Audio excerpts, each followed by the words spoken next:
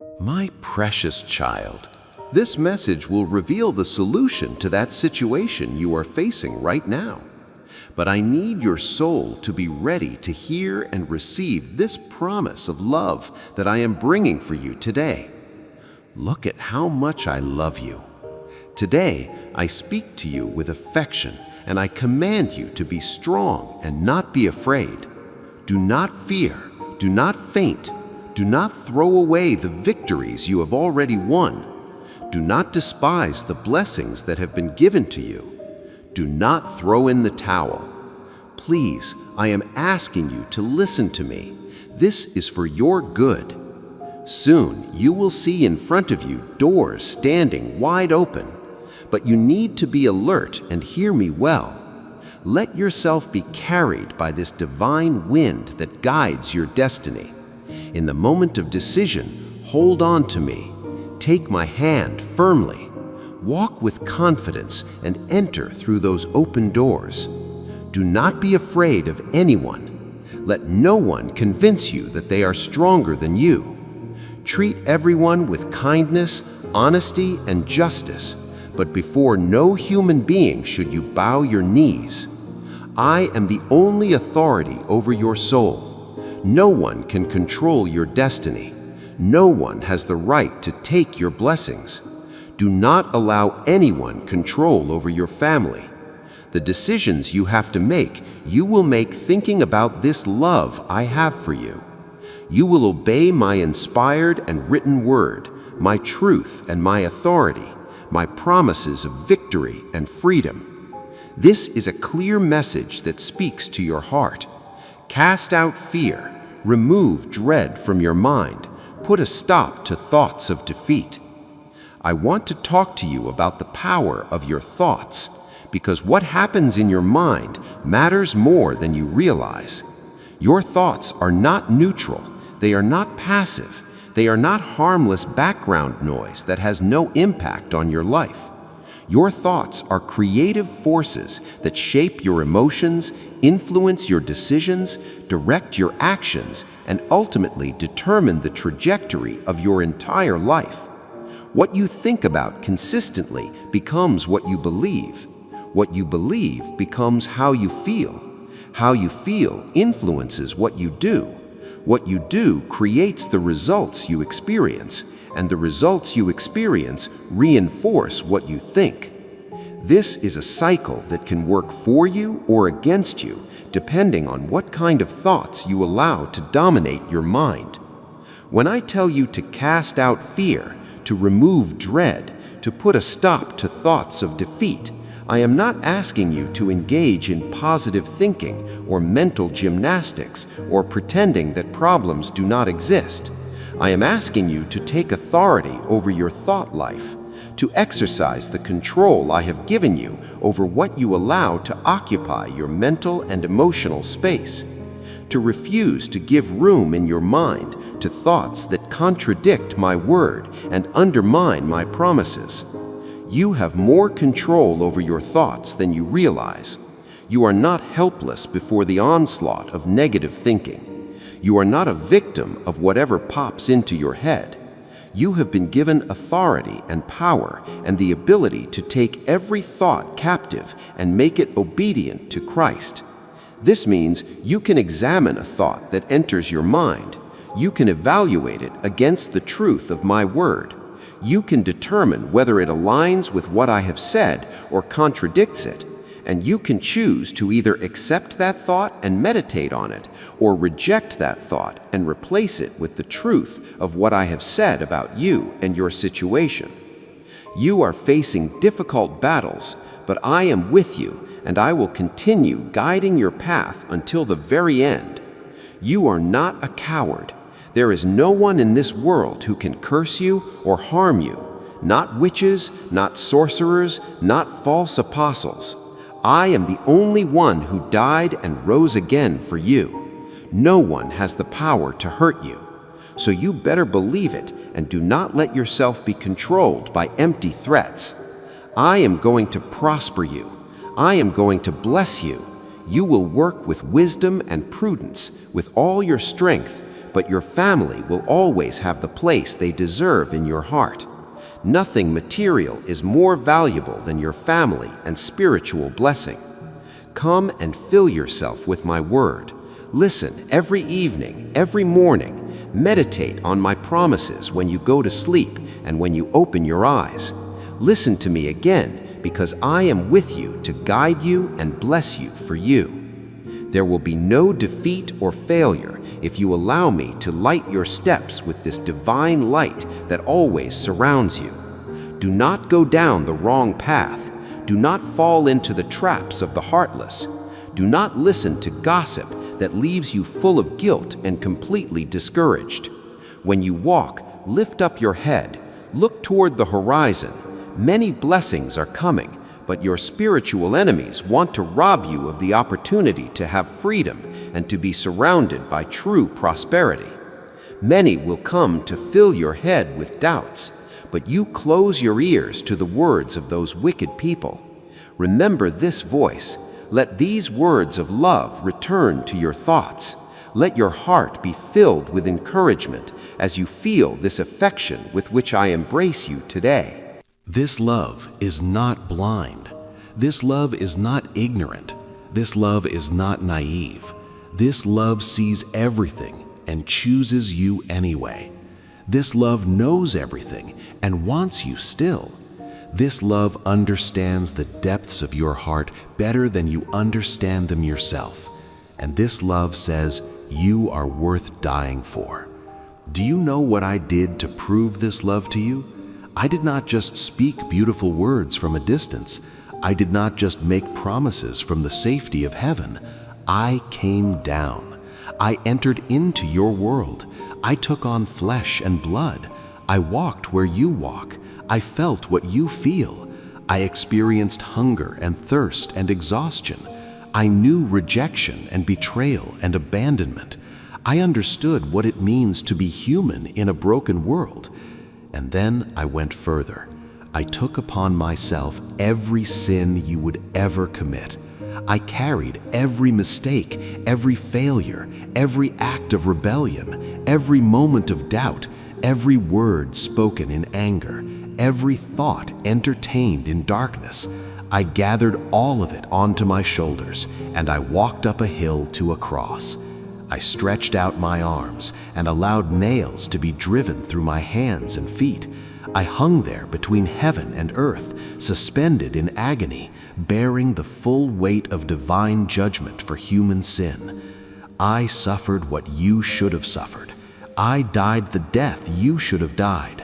I paid the price you could never pay, and I did it willingly. No one forced me. No one compelled me. I could have called 10,000 angels to rescue me. I could have spoken one word and ended it all, but I did not. Let me take you deeper into understanding what happened at the cross, because I want you to grasp the magnitude of what was accomplished there. The cross was not just a tragic ending to a good life. The cross was not just an example of sacrificial love, though it certainly was that. The cross was not just a martyrdom for a cause, though many have misunderstood it that way. The cross was a cosmic transaction, a legal exchange, a substitutionary sacrifice that changed everything about the relationship between God and humanity. When I hung on that cross, I was not just experiencing physical pain, though the physical agony was excruciating beyond description. The nails driven through my hands and feet, the weight of my body pulling on those wounds, the inability to breathe properly, the slow suffocation, the exposure to the elements, the mockery and humiliation, all of this was real and terrible. But the physical suffering was not the worst of what I endured. The worst part, the part that caused me to cry out, my God, why have you forsaken me?" was the spiritual anguish of bearing the weight of human sin and experiencing separation from the Father. You have to understand, I had existed in perfect unity with the Father from all eternity. I and the Father are one. We have never been separated. There has never been a moment when I was not in perfect communion with Him, experiencing His love, delighting in His presence, working in complete harmony with His will. But on the cross, when I took your sin upon myself, when I became sin for you, the Father turned away. Not because He stopped loving me, not because our relationship changed, but because He is holy and cannot look upon sin. And in that moment, I experienced what it feels like to be separated from God. I felt what you would have felt if you had to bear the full weight of your own sin and face judgment for it. I experienced the abandonment, the isolation, the crushing weight of guilt and shame, the terror of being cut off from the source of all life and love and light. I went through hell so you would not have to. I bore the punishment you deserved so you could receive the reward I deserved. I took your sin so you could have my righteousness. I experienced death so you could have life. This was the exchange that happened at the cross. Your debt was transferred to my account, and I paid it in full. Every sin you have ever committed, every sin you are committing now, every sin you will commit in the future, all of it was paid for. Not just the small sins or the unintentional sins, all of it. The deliberate sins, the repeated sins, the secret sins, the shameful sins, the sins you regret and the sins you enjoyed, the sins you remember and the sins you have forgotten. All of it was paid for. The debt is canceled. The record is erased. The account is settled. There is nothing left for you to pay because I paid it all.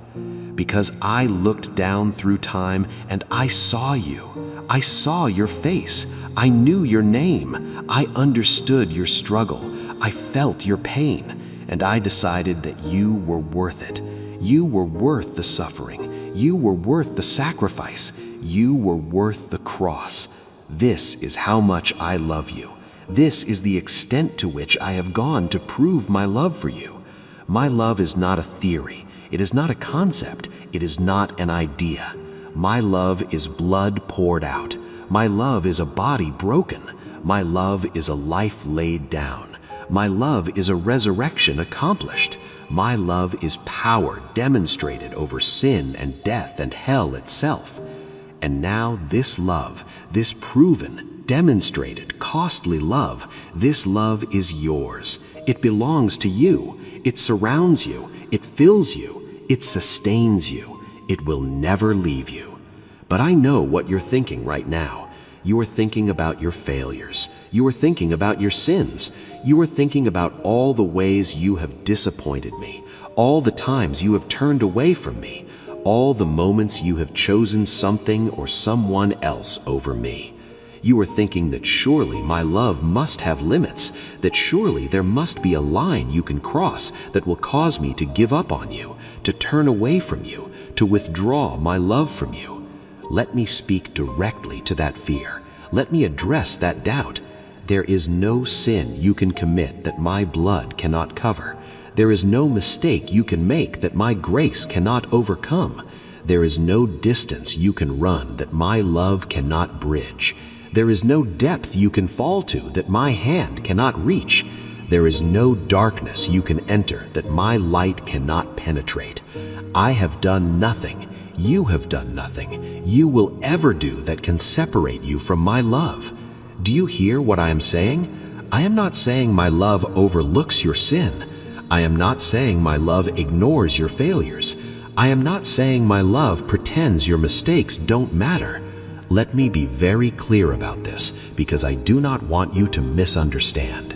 Sin is serious. Sin is destructive. Sin has consequences. Sin separates you from experiencing the fullness of my presence. Sin damages your relationships. Sin wounds your soul. Sin disrupts my purposes for your life. I take sin very seriously, so seriously that I was willing to die to deal with it. But here is what you need to understand. My hatred of sin and my love for you are not in conflict. They work together. I hate sin because I love you, and I know what sin does to you. I hate sin because it destroys what I love. I hate sin because it steals and kills and destroys. I hate sin because it keeps you from experiencing the abundant life I want to give you. So when I deal with your sin, when I call you to repentance, when I discipline you and correct you, I am not doing it because my love has withdrawn. I am doing it because my love is active. I am doing it because I love you too much to leave you in your sin. I am doing it because I want to set you free from what is harming you.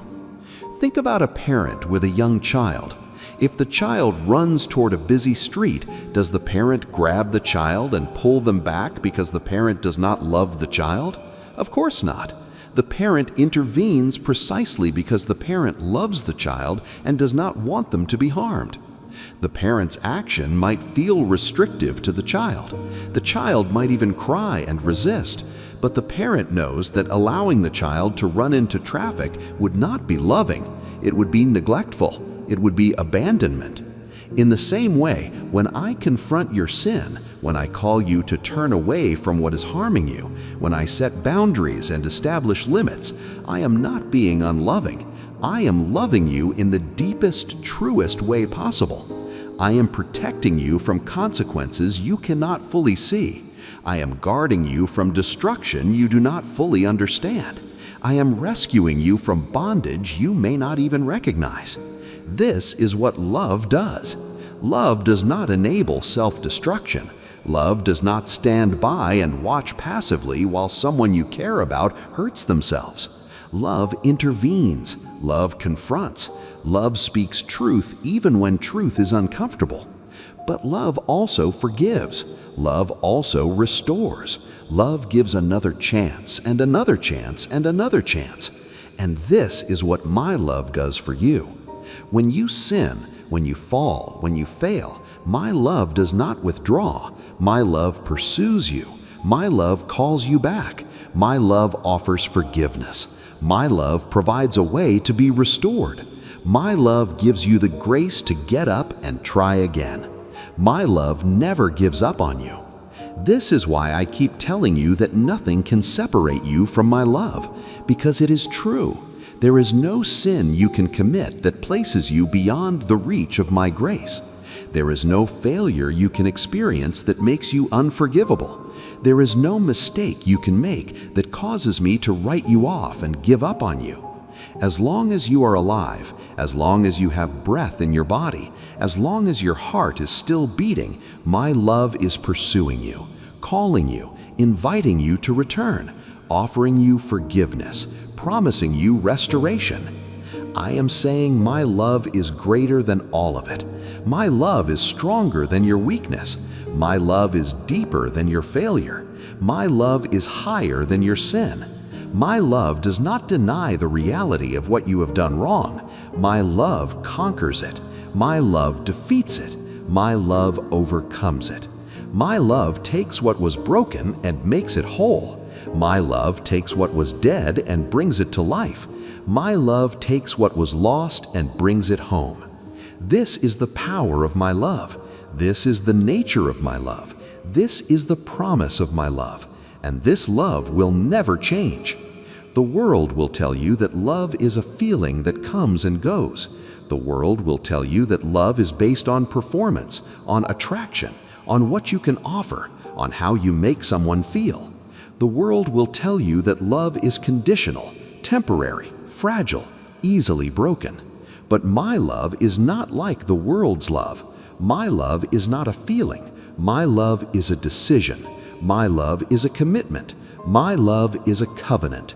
My love is eternal and unchanging and absolutely unshakable. When I say I love you, I am not describing how I feel about you in this moment, subject to change based on your behavior. I am declaring a permanent reality that was established before you were born and will continue after your life on earth is complete. I am stating a fact that is as solid and sure as the existence of heaven itself. So what does this mean for how you live your life? It means you can stop trying to earn my love. You can stop performing for my approval. You can stop living in fear that one mistake will cost you everything. Let me talk to you about this trap of performance-based living because I see so many of my children caught in it and I want to set you free. Performance-based living says that your value depends on what you do. It says that your worth is determined by your achievements. It says that love and acceptance must be earned through good behavior, hard work, and meeting expectations. This mindset might have been programmed into you from childhood. Perhaps your parents, with good intentions or not, communicated that you were loved when you performed well and rejected when you failed.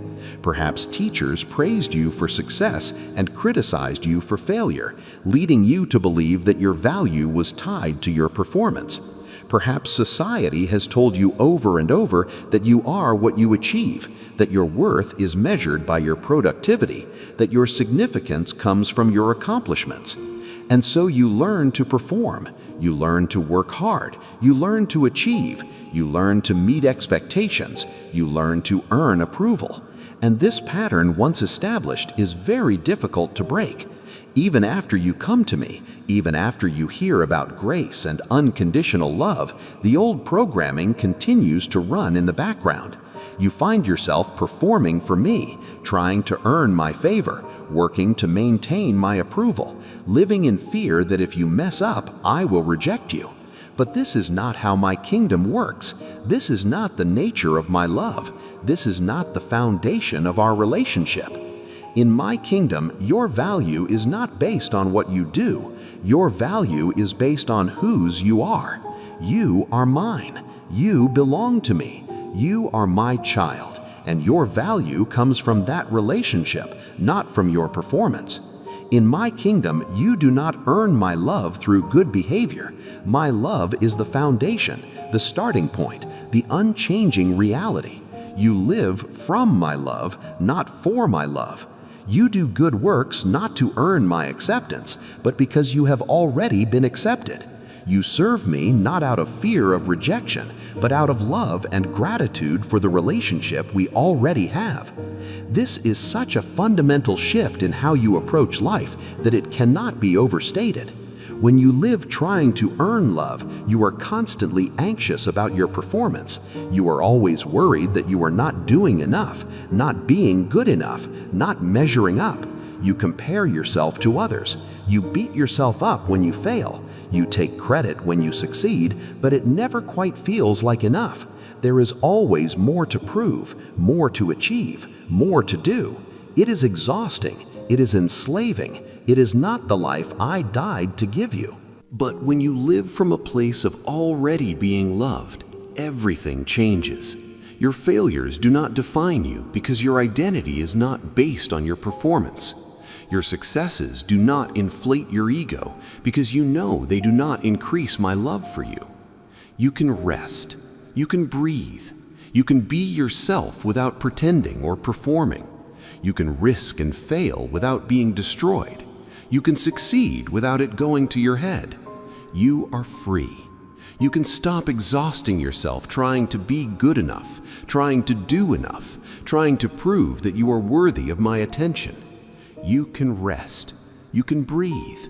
You can know that my love is already yours, fully and completely, with nothing left to achieve, nothing left to prove, nothing left to earn.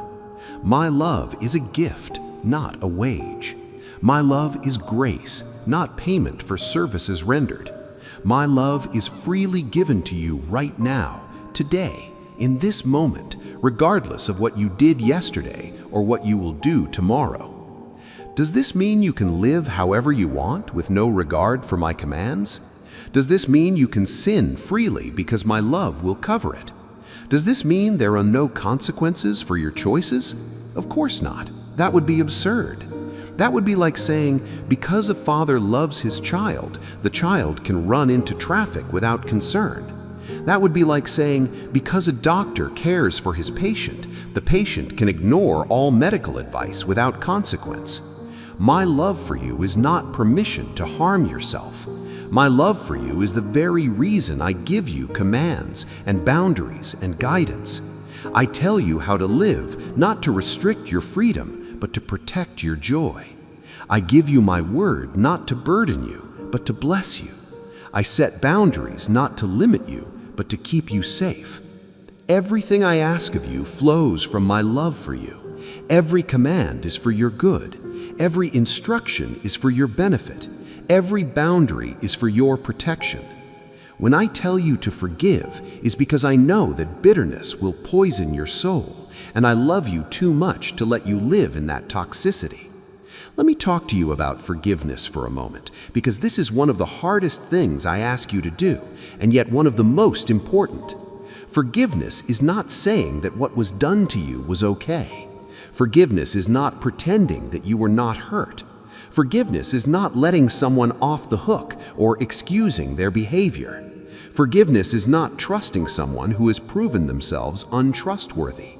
Forgiveness is not putting yourself back into an abusive situation. Forgiveness is releasing your right to revenge, your demand for justice to be served on your terms, your insistence that the other person pay for what they did to you. Forgiveness is transferring the debt from their account to mine and letting me deal with it. Forgiveness is acknowledging that you were wronged, but choosing not to hold it against them anymore. Forgiveness is trusting that I am a better judge than you are, that I see everything, that I understand all the factors and circumstances and motivations, and that I will bring about justice in my way and in my time. When you forgive, you are not saying the offense did not matter. You are saying that you are releasing it to me because holding on to it is hurting you more than it is hurting the person who wronged you. Bitterness is like drinking poison and expecting the other person to die. It does not harm them, it harms you. It eats away at your soul. It colors everything you see. It affects all your relationships. It steals your joy. It robs your peace. It keeps you chained to the past. It prevents you from moving forward into the future I have for you. This is why I command you to forgive, not because forgiveness is easy, not because the people who hurt you deserve it, but because I love you too much to let you remain in the prison of bitterness. When you forgive, you are not setting the other person free. You are setting yourself free. You are unlocking the chains that have bound you to that painful moment, to that hurtful relationship, to that damaging experience. You are declaring that the past does not have power over you anymore, that you are no longer defined by what was done to you, that you are moving forward into freedom and healing and new life. Does this mean you forget what happened? No. Some things cannot and should not be forgotten. Memory serves important protective functions. Does this mean you have to reconcile with everyone who has hurt you? No. Reconciliation requires two willing parties, and sometimes the other person is not safe or trustworthy or willing to change. Does this mean you will never feel the pain again? No. Forgiveness is not a one-time event that makes all the pain disappear. Forgiveness is often a process, a choice you have to make again and again. Every time the memory resurfaces and the pain returns. Every time you choose to forgive, every time you release the offense to me, instead of rehearsing it and feeding it and letting it grow, you take back a piece of your life. You reclaim territory that bitterness had occupied. You move one step closer to the freedom and wholeness I want to give you. When I tell you to flee sexual immorality, it is because I know that misusing the gift of intimacy will damage your heart and your relationships, and I love you too much to let you experience that pain. When I tell you to trust me with your finances, it is because I know that the love of money will enslave you, and I love you too much to watch you live in bondage. When I tell you to love your enemies, it is because I know that hatred will consume you from the inside, and I love you too much to let that happen.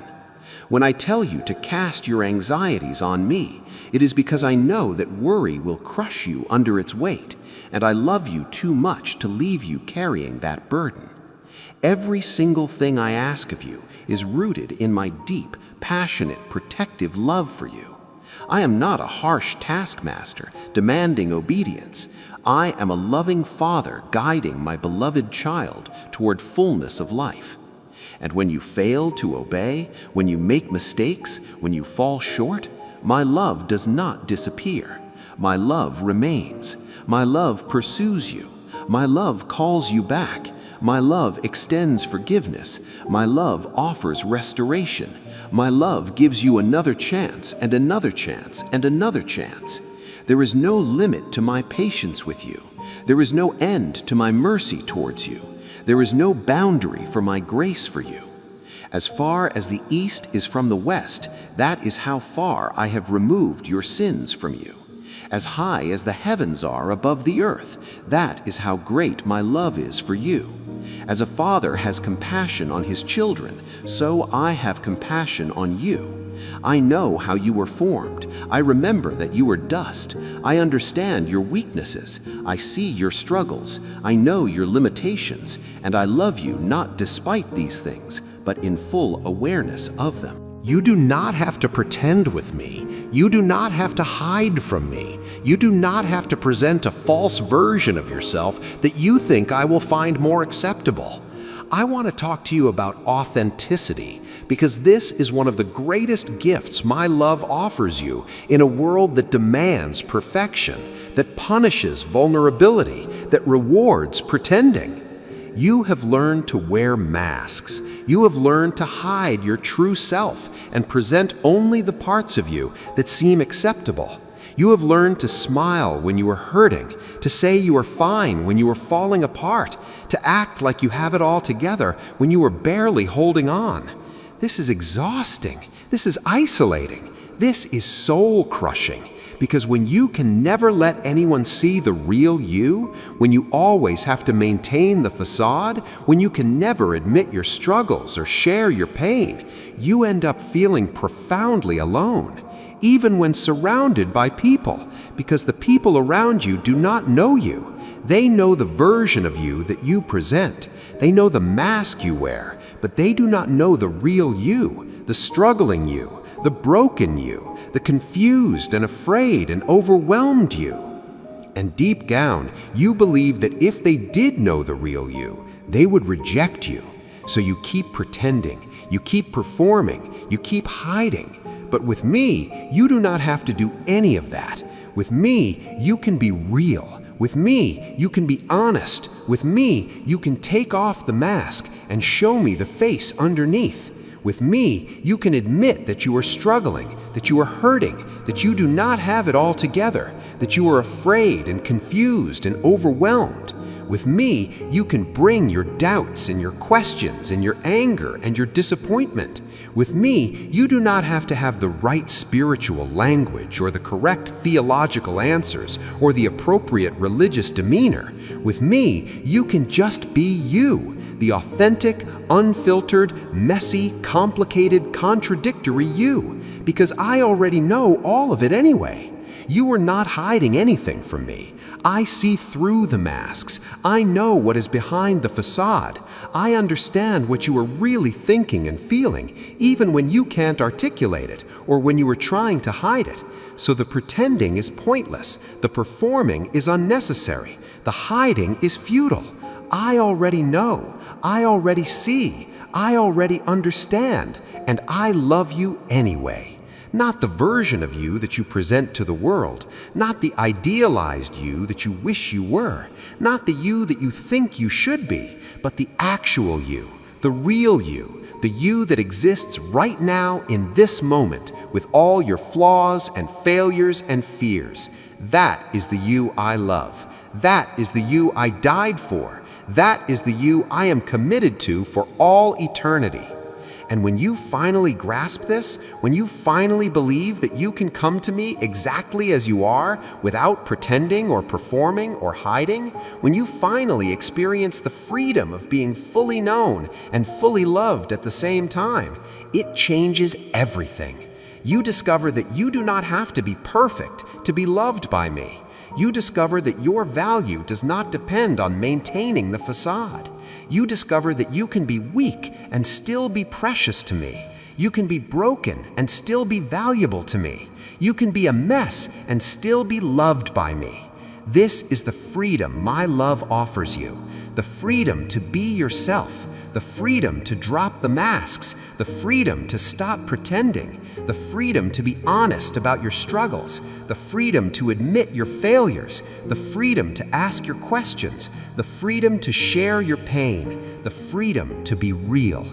I already know everything. I already see everything. I already understand everything. And I love you, the real you, the actual you, the you that you sometimes don't even like very much. That is the you I love. That is the you I died for. That is the you I am committed to for all eternity. So stop running, stop hiding, stop pretending, stop performing. Come to me as you are, broken, messy, confused, afraid, ashamed, guilty, tired, overwhelmed. Whatever you are feeling, however you are doing, come to me. My arms are open, my heart is ready, my love is waiting. I am not shocked by your failures. I am not surprised by your sins. I am not disappointed in who you are. I knew all of this before I chose you, and I chose you anyway. Let my love heal you. Let my love restore you. Let my love transform you. Not because you have to change before I will love you, but because my love has the power to change you from the inside out. When you truly grasp how much you are loved, when you truly believe that nothing can separate you from my love, when you truly rest in the security of my eternal commitment to you, something shifts inside you. The fear loses its grip, the shame loses its power, the guilt loses its voice, and in the space where those things used to live, my love begins to grow. My love begins to fill you. My love begins to overflow from you to others around you. You start to love because you have been loved. You start to forgive because you have been forgiven. You start to show grace because you have received grace. You start to extend mercy because you have experienced mercy. My love in you becomes love through you to the world around you. This is what I have always wanted. This is my purpose for you. This is the reason I created you, saved you, called you, and am transforming you. Let me speak to you now about transformation, because I want you to understand that my love is not content to leave you as you are. My love accepts you as you are. My love receives you as you are. My love embraces you as you are. But my love also has the power and the purpose to transform you into something more, something better, something closer to what I originally designed you to be. Transformation is not about me trying to turn you into someone else. Transformation is about me bringing out the true you, the authentic you, the you that got buried under layers of sin and pain and fear and false beliefs. Transformation is about removing what does not belong so that what does belong can emerge and flourish. Think about a sculptor working with a block of marble. The sculptor does not create the form. The form is already there, hidden within the stone. The sculptor's job is to chip away everything that is not the form, to remove the excess, to reveal what was always there but could not be seen because it was covered. This is what I am doing in you. I am not trying to force you into a mold that does not fit. I am not trying to make you into a copy of someone else. I am removing the things that have covered and distorted the true you, so that who you really are can emerge and be seen.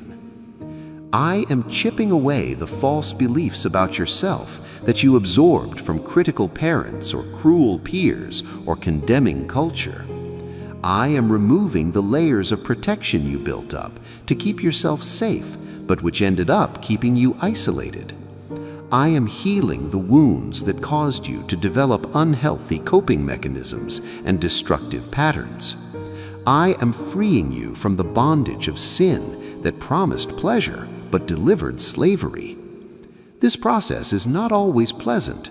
Sometimes the chipping hurts. Sometimes the removal is painful. Sometimes you resist because you have identified with the excess, because you have confused the false layers with your true self, because you are afraid of what will be left if I take away the things you have been using to define yourself. But I am gentle. I am patient. I work at the pace you can handle. I never force. I never rush. I work with you, not against you, inviting your cooperation, asking for your consent, waiting for your readiness. And all the while, I keep showing you glimpses of who you are becoming, giving you vision for the finished product, encouraging you with progress made, assuring you that the end result will be worth the process you are going through. This transformation happens on multiple levels simultaneously.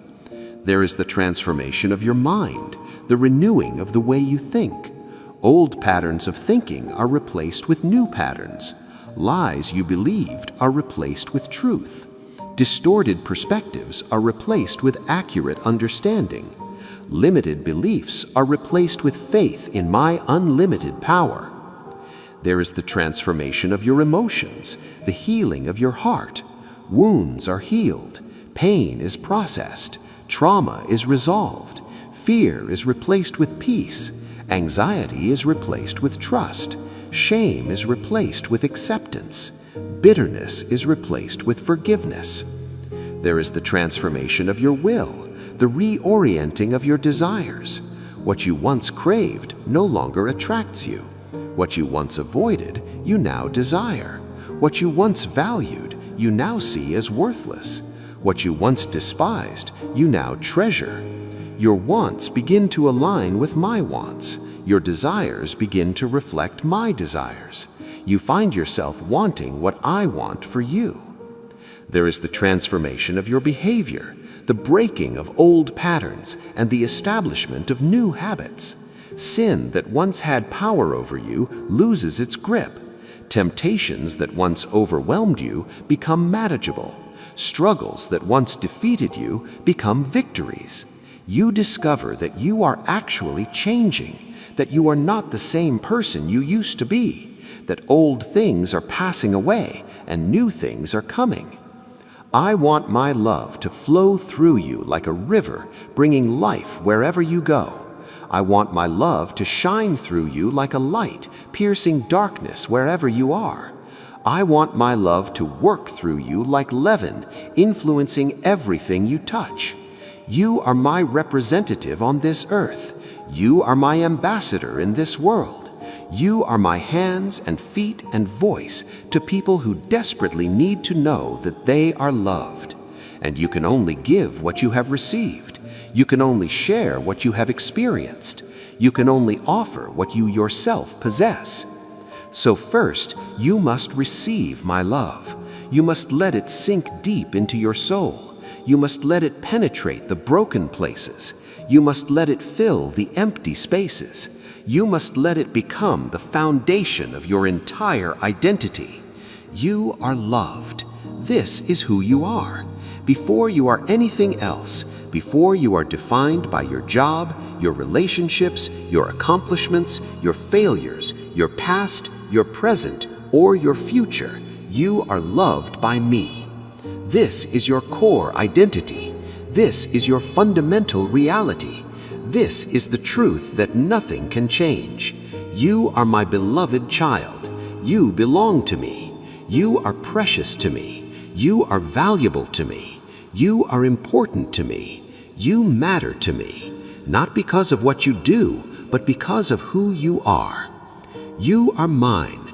I made you. I formed you. I knit you together in your mother's womb. I determined the number of your days. I planned your purpose. I prepared good works for you to walk in.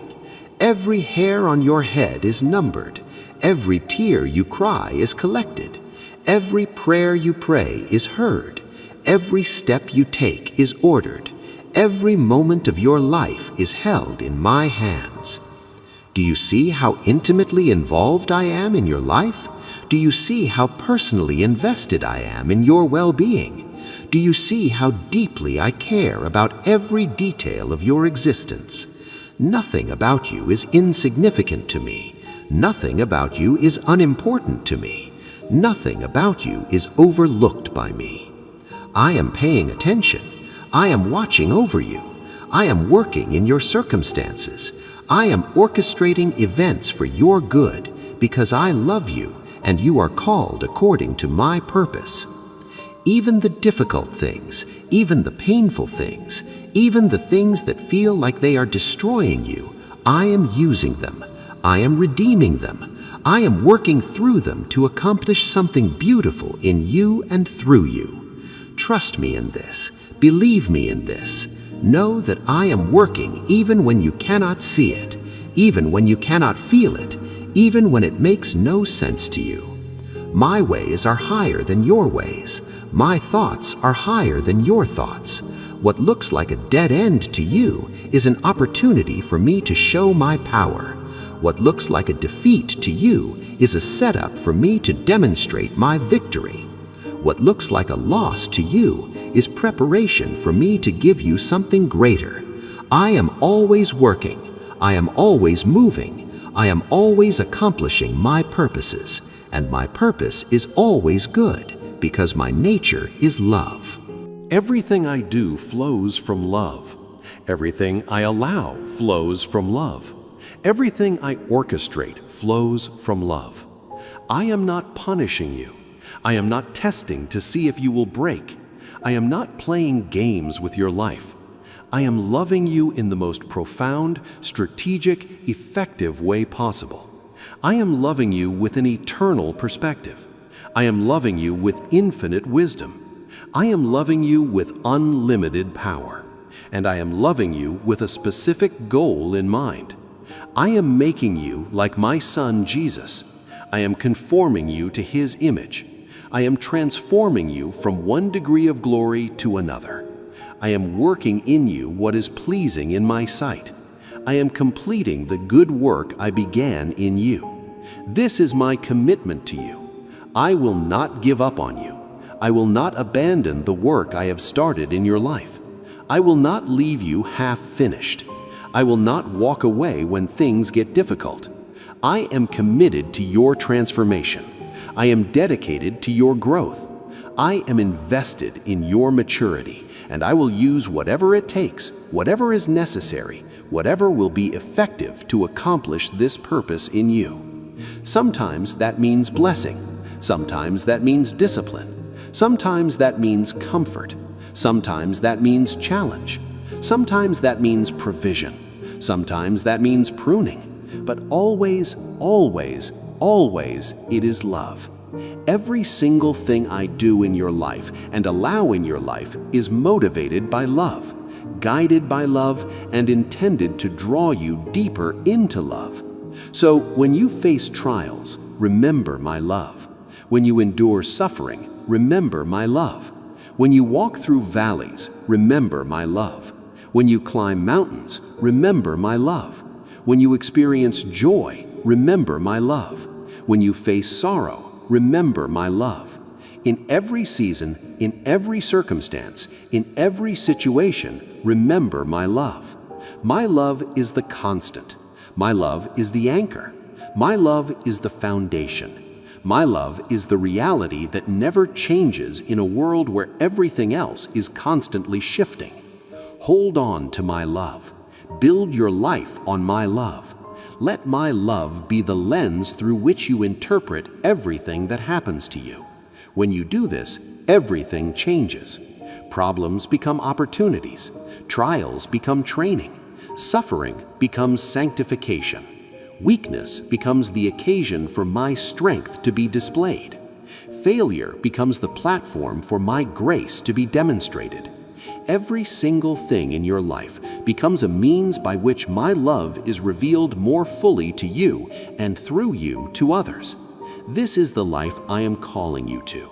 This is the reality I am inviting you into. This is the truth I am speaking over you right now. You are loved with an everlasting love. You are held in an unbreakable grip. You are secured by an unchanging commitment. You are valued beyond measure. You are cherished beyond words. You are mine forever. Nothing can change this. No one can reverse this. You cannot undo what I have done. You cannot break what I have established. You cannot lose what I have given. My love for you is settled in heaven. It is written in blood. It is sealed by my Spirit. It is guaranteed by my word. It is yours forever, completely, unconditionally, eternally. Now, I want you to do something. I want you to speak these words out loud. I want you to declare this truth over yourself.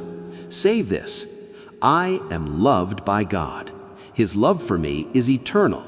His love for me is unconditional. His love for me is unshakable. Nothing can separate me from His love. Nothing I have done can diminish His love. Nothing I will do can increase His love. His love for me is complete right now. His love for me is perfect. His love for me is sufficient. I am loved. I am loved. I am loved. Say it until you believe it. Say it until you feel it. Say it until it becomes the foundation of your identity. Say it until it changes how you see yourself, how you see your circumstances, how you see your future. You are loved. This is the truth. This is the reality. This is what I want you to know more than anything else. Above all the other things I could tell you, above all the other truths I could speak to you, this is the one I want to settle deep in your heart. You are loved. Believe it, receive it, rest in it. Let it change everything. But let me also speak to you about the cost of discipleship, because my love for you does not mean that following me will always be easy or comfortable. I have called you to take up your cross daily and follow me. I have called you to deny yourself, to die to your own desires and ambitions, to surrender your will to mine. This is not popular teaching in a world that says you should follow your heart, pursue your dreams, do what makes you happy. But I am telling you a deeper truth. True life, abundant life, eternal life is found not in pursuing what you want, but in pursuing me. When you make me your first priority, when you seek first my kingdom and my righteousness, everything else falls into proper place. Not that you get everything you want, not that life becomes easy, but you discover a satisfaction, a fulfillment, a sense of purpose that cannot be found anywhere else. You discover that what you thought you wanted was actually a poor substitute for what I want to give you. You discover that my ways, though sometimes difficult, lead to life, while the world's ways, though attractive on the surface, lead to emptiness.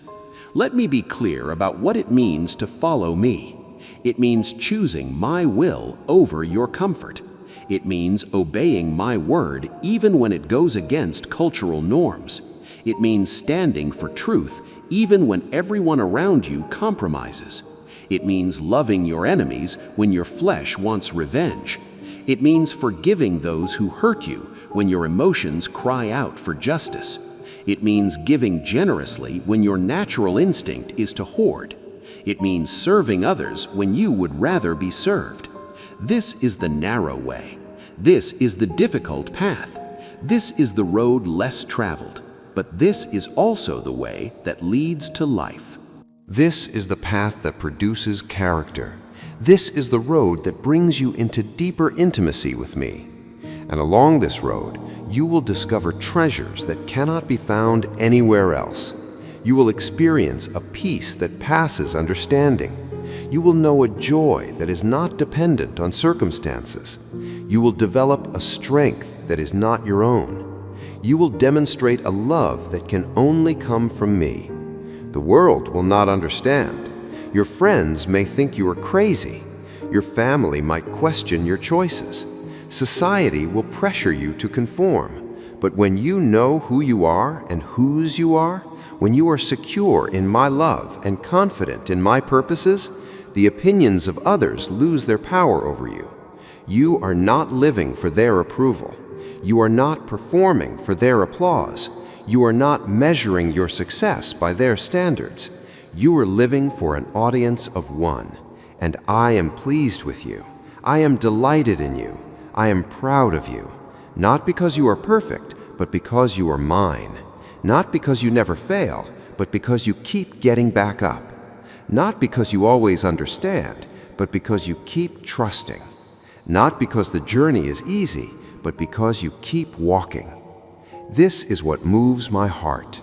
This is what brings me joy. This is what demonstrates genuine faith. Your faithfulness in the small things, your obedience when no one is watching, your integrity when compromise would be easier, your kindness to those who cannot repay you, your generosity when you have little to give, your worship in the midst of suffering, your praise in the middle of pain, your trust when everything looks hopeless.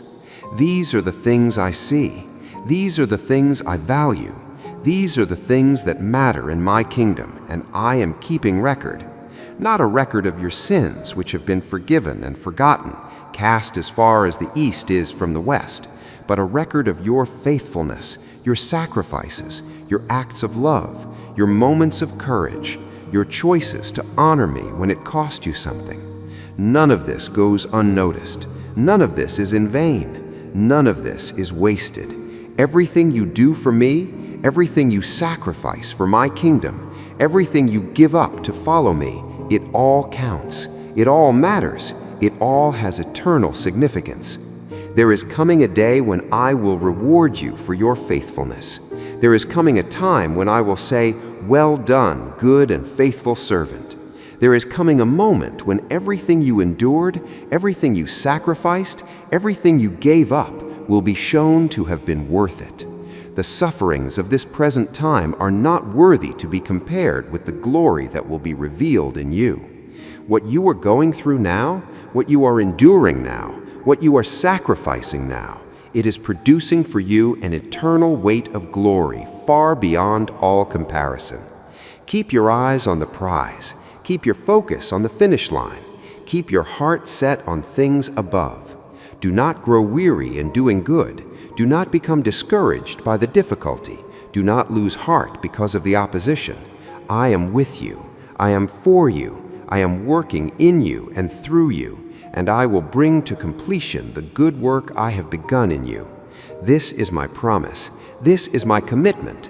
This is my guarantee, and I always keep my promises. So press on, push forward, keep going. The battle is real, but the victory is certain. The struggle is intense, but the outcome is secure. The journey is difficult, but the destination is glorious. And every step of the way, every moment of every day, through every trial and every triumph, my love surrounds you. My grace sustains you. My power upholds you. My wisdom guides you. My presence comforts you. You are not alone. You have never been alone. You will never be alone. I am with you always, even to the end of the age. This is not a figure of speech. This is not religious rhetoric. This is literal truth. I am actually, genuinely, truly with you. My presence is more real than anything you can see or touch. My love is more solid than the ground beneath your feet. My promises are more certain than the rising of the sun. Build your life on this foundation. Anchor your soul in this reality. Ground your identity in this truth. You are loved by the Creator of the universe. You are chosen by the King of Kings. You are treasured by the Lord of Lords. You are valued beyond measure. You are cherished beyond words. You are mine forever and always. Nothing can change this. Nothing can undo this. Nothing can separate you from this. So live from this place of being loved. Move through your days with the confidence that comes from knowing you belong to me. Face your challenges with the courage that flows from trusting my power. Approach your future with the hope that is rooted in my promises, and let my love overflow from your life to touch everyone around you. Be my light in the darkness. Be my salt in the earth. Be my ambassador in this world. represent me well, reflect my character, demonstrate my love, and know that I am so proud of you. I am so pleased with you. I am so honored that you are mine. You are my beloved child. You are my treasured possession. You are the apple of my eye, and I will never, never, never let you go. Let me speak to you now about the power of prayer, because I want you to understand what happens when you come to me and pour out your heart. Prayer is not a religious ritual. Prayer is not a formula you recite. Prayer is a performance you put on. Prayer is conversation with me. Prayer is communion with your Creator. Prayer is connection with the one who loves you most. When you pray, you are not trying to get my attention. You already have my attention. When you pray, you are not trying to convince me to care about you. I already care more deeply than you can imagine. When you pray, you are not trying to inform me of things I do not know. I already know everything about your situation. So, what is the purpose of prayer? Why do I invite you to come to me and talk to me about what is happening in your life? Because relationship requires communication. Because intimacy develops through conversation. Because I want to hear your voice. Because I delight in your company. Because I enjoy being with you. Because prayer changes you even more than it changes your circumstances. When you pray, when you take time to be still in my presence, when you quiet your soul and listen for my voice, something happens inside you. Your perspective shifts, your priorities realign, your anxieties diminish, your faith grows. You begin to see your situation from my perspective instead of only from your limited viewpoint. You begin to remember my promises instead of only focusing on your problems. You begin to recall my faithfulness instead of only dwelling on your fears. You begin to trust my wisdom instead of only relying on your own understanding. This is what prayer does. This is why I call you to pray without ceasing, not because I need constant communication, but because you need constant connection. You need to stay tethered to me throughout your day. You need to maintain awareness of my presence. You need to keep your thoughts aligned with my truth. You need to remain conscious of my love. And prayer is how you do this. Prayer is not just bowing your head and closing your eyes at certain times. Prayer is living in continuous conversation with me. Prayer is acknowledging me in all your ways. Prayer is bringing every thought, every decision, every concern, every joy to me. This is the kind of prayer life I want you to develop. Not a religious duty you check off your list, but a natural, ongoing dialogue with the one who loves you most. Talk to me throughout your day. Share with me what you are experiencing. Ask me for wisdom when you face decisions. Thank me when you see my blessings. Cry out to me when you are in pain. Celebrate with me when you experience joy. Include me in everything. This is what it means to pray without ceasing. And when you pray this way, when you live in continuous awareness of my presence and ongoing conversation with me, you discover something wonderful.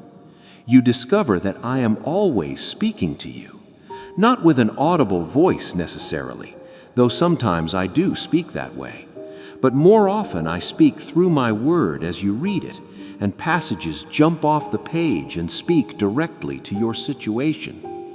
I speak through my Spirit as He brings to your remembrance things I have taught you.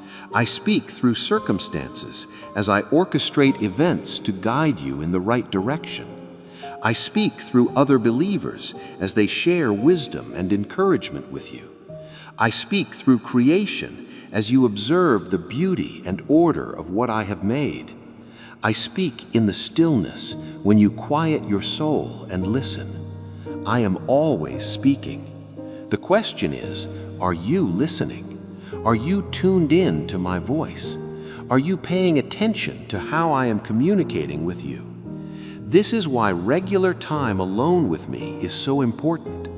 This is why I invite you to come away and be still in my presence, not because I only speak during those times, but because those times train you to recognize my voice so you can hear me throughout the rest of your day. When you spend focused time reading my word, you learn what my voice sounds like. When you spend quiet moments listening for my spirit, you become familiar with how he communicates. When you develop the habit of bringing everything to me in prayer, you learn to discern my guidance. And then, when you are in the middle of your busy day, when decisions need to be made quickly, when challenges arise unexpectedly, you can hear me speaking. You can sense my direction. You can follow my leading. This is the kind of relationship I want with you. Not distant and formal, but close and personal. Not one-sided, where you do all the talking, but conversational, where we both speak and both listen. Not limited to certain times and places, but ongoing throughout every moment of every day. I want to be involved in every aspect of your life. I want to be consulted about every decision you make. I want to be the first one you turn to when you face challenges. I want to be the one you celebrate with when you experience victories. I want to be your constant companion, your closest friend, your most trusted counselor, your most faithful supporter. This is what I have always wanted. This is why I created you. This is why I saved you. This is why I am speaking to you right now. I want relationship with you. I want intimacy with you. I want you to know me and be known by me, to love me and be loved by me, to walk with me and talk with me throughout every moment of your life. And when you live this way, when you maintain this ongoing connection with me, everything changes.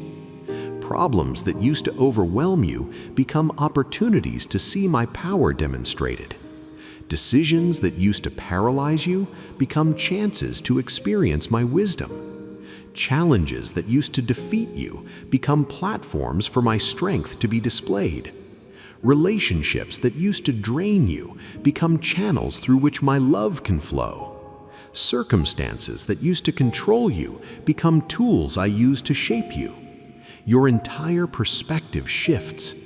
Instead of seeing life as a series of random events that you have to navigate on your own, you begin to see life as a journey you are taking with me, where every experience has purpose, where every challenge has meaning, where every moment is an opportunity to know me better and grow in intimacy with me. This is the abundant life I promised. Follow me, love me, serve me. Fill yourself with my wisdom. Come to me each day. Receive peace, strength, tranquility, but above all, learn from me. Be patient. I am not asking you to endure humiliation from people, but I will give you intelligence so you know when and how you should respond to all their demands. Never speak with shouts. Do not respond with violence. Do not give your enemies the opportunity to throw your failures in your face.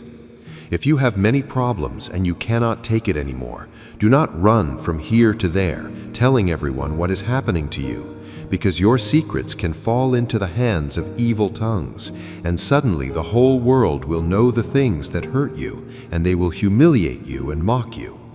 When you face impossible situations, come to me. I will remove your burdens. I will give rest to your soul. I will uproot from your life all anxiety. I will erase tension, sadness, guilt. I will give you abundant life. I will put a smile on your face.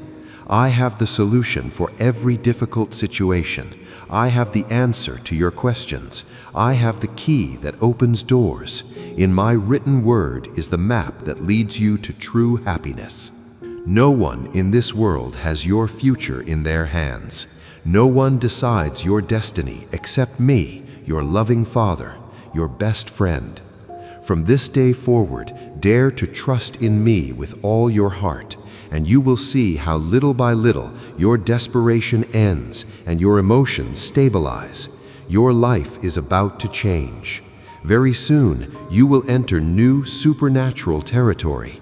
Get ready for all the blessings I am going to give you soon. I have never failed you. I have always been with you, and I have a very powerful reason to remain at your side no matter what you have done. If I am still here with you, it is because I love you. Look at everything you have been through in the past. It is true that you have suffered, very true that you have cried. You can still feel the immense pain of the trials you have lived through. Let me speak to you now about suffering, because I know this is something you have experienced deeply, and I want you to understand suffering from my perspective, not from the world's perspective.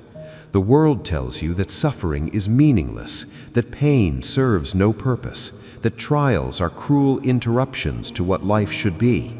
The world says if God loved you, He would remove all difficulty from your path and make everything easy and comfortable for you. But that is not how my love works. That is not what is best for you. That is not how you grow into the person I created you to be. Suffering, when it is yielded to me, when it is allowed to do its work in you, when it is not wasted in bitterness and resentment, produces something in you that cannot be produced any other way. It produces character. It produces endurance. It produces proven faith. It produces depth. It produces compassion. It produces wisdom. It strips away the superficial and reveals what is real. It exposes the foundation on which you have built your life and shows you whether that foundation is solid or shaky. It burns away the dross and refines what is valuable. I never promised you a life free from trouble. I never said that following me would mean an easy path with no difficulties. In fact, I promised the exact opposite. I told you plainly that in this world you would have tribulation. I warned you that you would face trials of many kinds. I prepared you for the reality that the Christian life is not a comfortable stroll through a peaceful garden, but a battle in enemy territory where you will face opposition and difficulty. But I also promised that I would be with you in the midst of the tribulation. I assured you that I would never leave you or forsake you. I guaranteed that I would work everything together for your good. I declared that I would cause you to triumph. I committed to completing the work I started in you. The suffering you have experienced has not been wasted. It has not been purposeless. It has not been cruel punishment from an angry God. It has been part of the process by which I am making you into the person I created you to be, by which I am preparing you for the purposes I have for you, by which I am developing in you the character and the faith and the strength you will need for what I am calling you to. You could not have learned what you have learned any other way. You could not have grown as you have grown without the pressure and the heat and the difficulty. You could not have developed the depth you now possess if everything had been easy and comfortable. Think about the strongest people you know, the people with the deepest faith, the ones who radiate peace in the middle of storms, the ones who have unshakable confidence in me. Where did that strength come from? Where did that faith develop? Where did that peace get forged? It came through trials. It developed through difficulty. It was forged in the fire of suffering. You do not develop strong faith when everything goes well. You develop strong faith when you have to trust me despite what you see, when you have to believe my promises even though your circumstances contradict them, when you have to hold on to hope when everything looks hopeless. This is not cruelty. This is love. This is me loving you enough to allow you to go through what will make you strong instead of keeping you comfortable and leaving you weak. This is me loving you enough to develop in you what will last for eternity instead of giving you what feels good in the moment but has no lasting value. But you are reading my words in moments when you feel like you are dying. The truth is, you are still alive, and you live because I am faithful, and my promise is firm, because I love you eternally. I always help you. I always sustain you. I am the one who lifts up your arms when you are tired.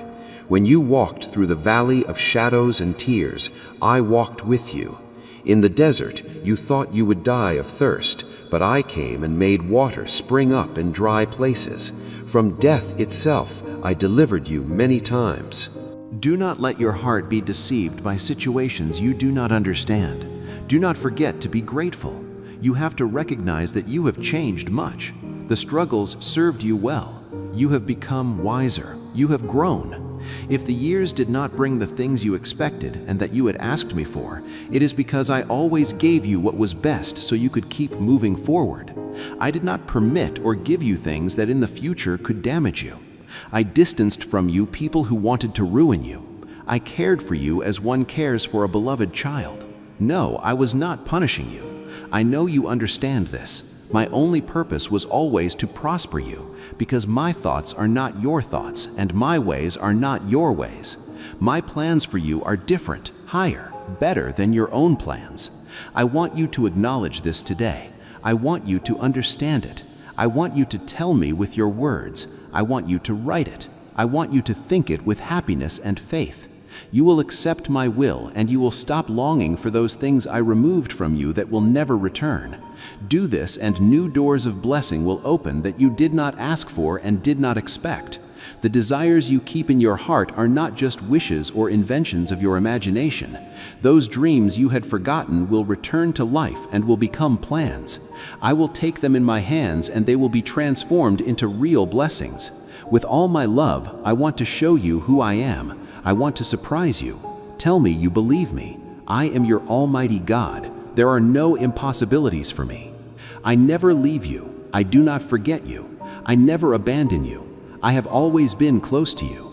Even if you do not feel me or see me, and you think the answer to your prayer has not yet arrived, even if the people around you abandon you and you have nowhere to go, tell your heart, do not fear. My God, my Heavenly Father loves me, and today He is here. Of course, my word tells you and affirms it. My Holy Spirit is your guarantee, and my power is my signature. I am going to fulfill it for you. Perhaps your mind tells you that you have lost everything and you will never get up, but I tell you now, face your reality. It is true that you alone cannot achieve that victory. You need outside strength. I love you eternally, so my support and my help you will always have. You are going to believe it. You will stand up and you will do it in front of everyone who wants to see you fall. I remember very well that day when I saw you crying for the first time. I saw tears roll down your face, and I watched your heart grow sadder each time you stumbled. But even before you were born, I already loved you, and I waited for that moment when you would have enough understanding to feel my love. So that day when you cried so much, I was also there. I dried your tears, I lifted you from the ground, and I gave you divine strength so you would be victorious in your battle. You know me well. You know I do not lie to you, and I will never fail you. If I was with you before, I am also with you today, and I will remain at your side after your victories. I will love you with much affection, and I will extend my hand if you fail and fall again. I was also at your side in those moments when you did not manage to reach the goal, when those projects and dreams could not be achieved, and little by little each of your dreams was snatched away. I know you feel alone, and perhaps you still feel that no one supports you. Loneliness is one of the deepest pains a human being can experience, because you were not created for isolation. You were created for relationship, for connection, for community, for intimacy. You were made in my image, and I exist in eternal relationship. Father, Son, and Holy Spirit in perfect unity and communion. So when you experience loneliness, you are experiencing something that goes against your very design, something that contradicts the purpose for which you were made. But I want you to understand something crucial about loneliness. Feeling alone and being alone are two very different things. You can feel alone in a crowded room. You can feel isolated even when surrounded by people, because loneliness is not primarily about physical proximity to others. Loneliness is about the absence of genuine connection. true understanding, authentic relationship. You can be physically alone and not feel lonely if you know you are loved, if you feel connected to me and to others, if you have the assurance that you matter to someone, that you are valued, that your existence makes a difference. Conversely, you can be surrounded by people and feel profoundly lonely if those relationships are superficial, if no one really knows you, if you have to pretend to be someone you are not in order to be accepted. But here is what I want you to understand. You are not alone. You have never been alone. You will never be alone. Even when every human being abandons you, even when you have no one to turn to, even when you feel completely isolated and cut off from all connection, I am with you. My presence is with you always. My spirit dwells within you. I know you completely. I see you fully. I understand you perfectly. And I love you unconditionally. This is not theoretical knowledge. This is not religious platitude. This is reality. I am actually, truly, genuinely present with you right now in this moment. I am not far away in heaven observing you from a distance. I am here, closer than your next breath, more real than anything you can see or touch. And I am not just an observer. I am present as a friend, as a companion, as one who knows you and cares about you and is deeply invested in your well-being. Every thought you think, I hear. Every emotion you feel, I understand. Every struggle you face, I am aware of. You are not invisible to me. You are not forgotten by me. You are not important to me. You are the focus of my attention, the object of my affection, the recipient of my care. But believe me that faithfully I was always there at your side, with the hope that you would feel me beside you and speak to me so I could give you a solution.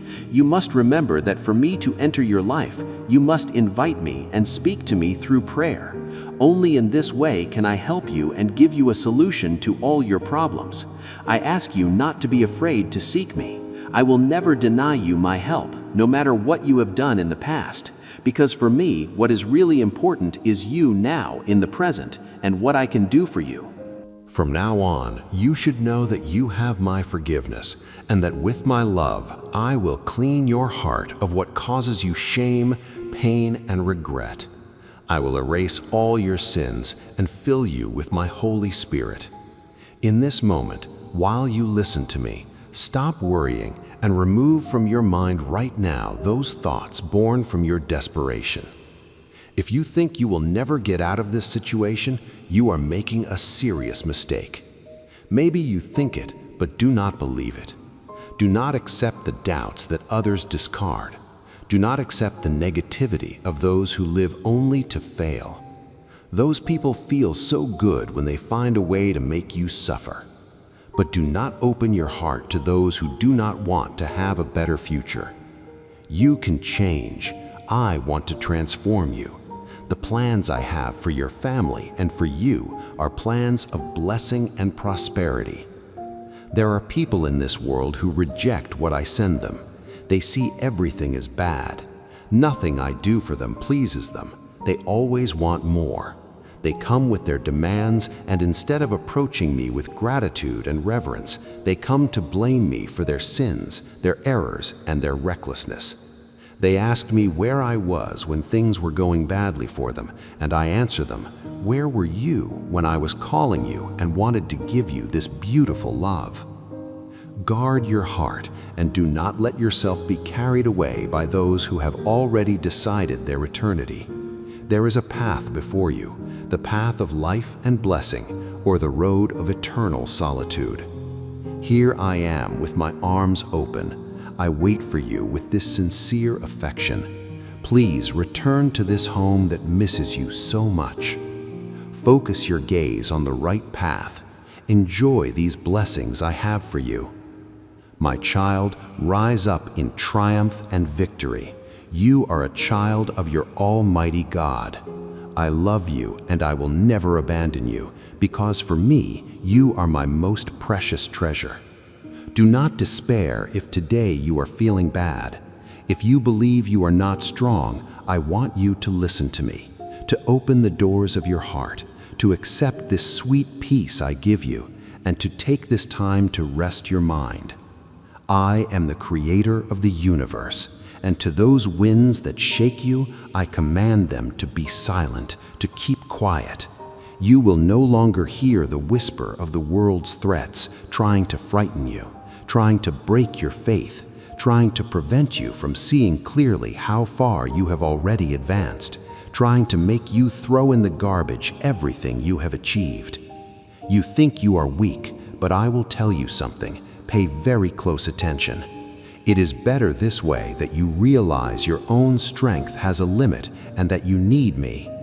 With your faith and my power, you become invincible. With your renewed strength, your spirit is indestructible. And with this word of faith, your weakness ends. You can say with confidence, I am strong. You can walk with hope and without stopping, continue up to this mountain where I am. Here I wait for you. This is the summit where your great desires can become reality. You will achieve your dreams. This is the place and the time for you to accept my will and let me work in your life. From here on out, you are going to fly. I brought you here to never go back. Open your wings and rise higher, so from above you can see this land of blessings I want to give you. You will no longer live desperate. You will not go to bed anguished. You will not wake up sad or discouraged. I want to speak to you about your emotions because I know they have been overwhelming you, and I want to give you a different perspective on what you are feeling. Your emotions are real, they are valid, they matter.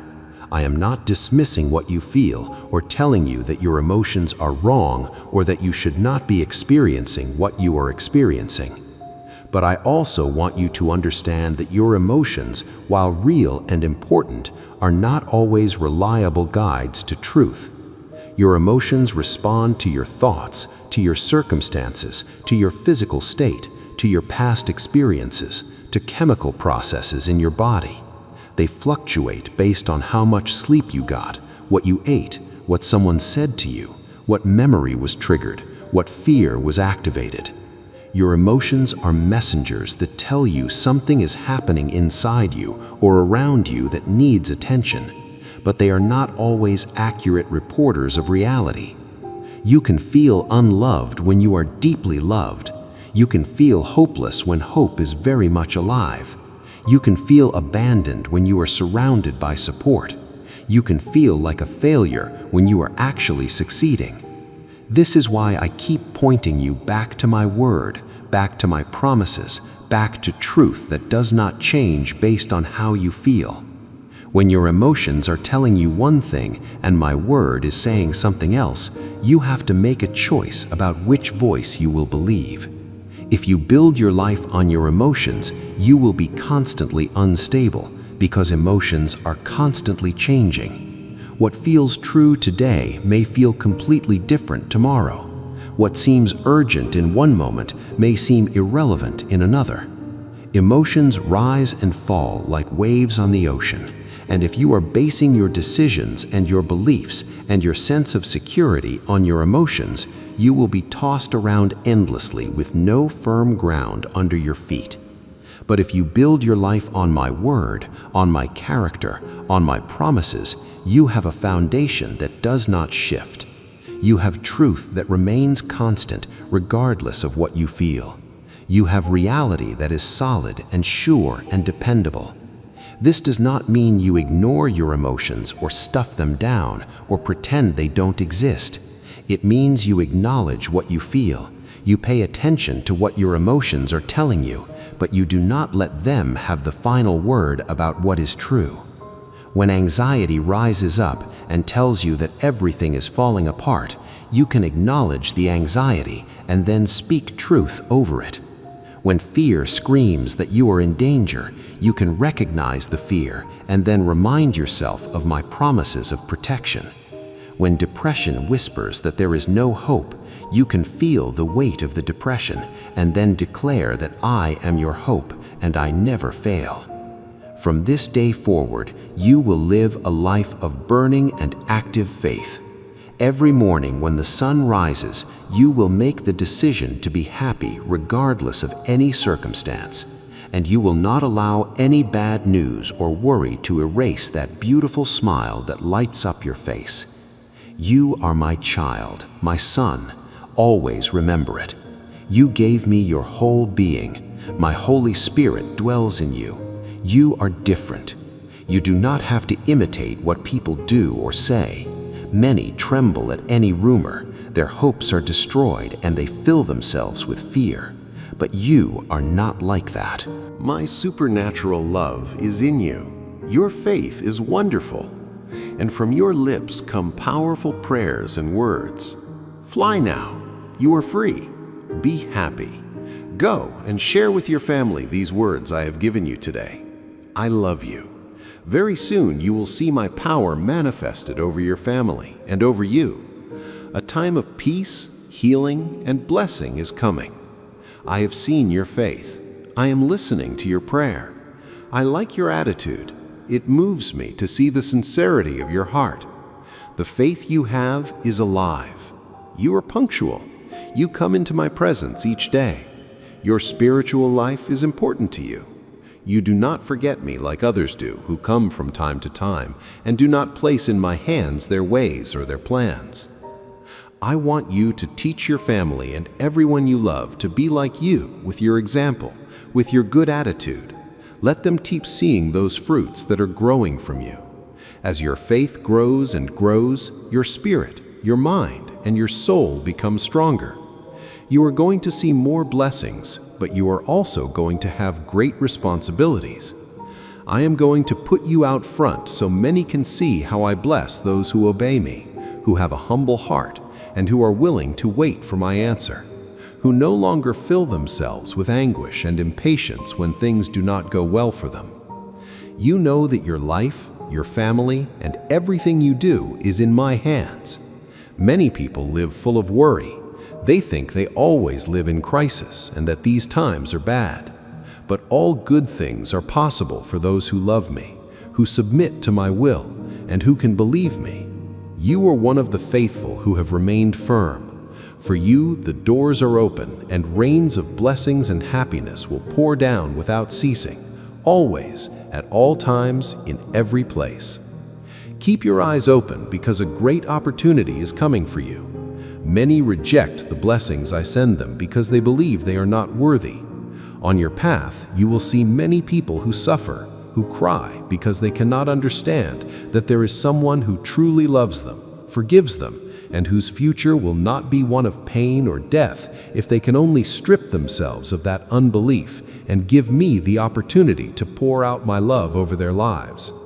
But you are going to bear much fruit like the good tree you are. When you grow enough and your arms are strong to hold the blessings I am going to give you, I have said that in you and in your family, great miracles are going to happen. I love you. Do not ignore this message. Stay here. Listen until the end. Do not let any distraction discourage you. Do not let your heart fill with complaint and frustration. This is a test for your patience.